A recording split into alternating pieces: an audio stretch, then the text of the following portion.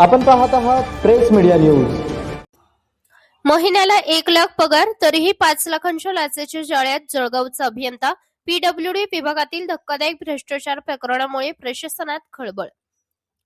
सार्वजनिक बांधकाम विभागातील पीडब्ल्यूडी शाखा अभियंता योगेश अभिमन्यू अहिरे यांना लाचलुचपत प्रतिबंधक विभागाने 5 लाख रुपयांची लाच स्वीकारताना रंगेहात अटक केली आहे।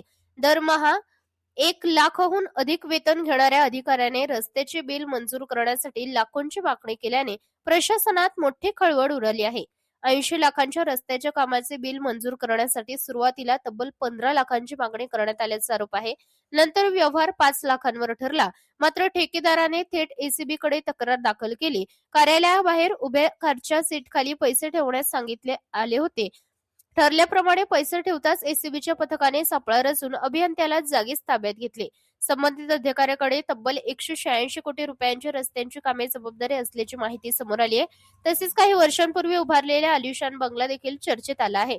मोठा पगार, सरकारी सुविधा असूनही भ्रष्टाचार का, असा सवाल आता जनतेतून उपस्थित होत असून दोषींवर कठोर कारवाई करण्याची मागणी होत आहे। अधिक अपडेट्ससाठी पाहत रहा प्रेस मीडिया न्यूज।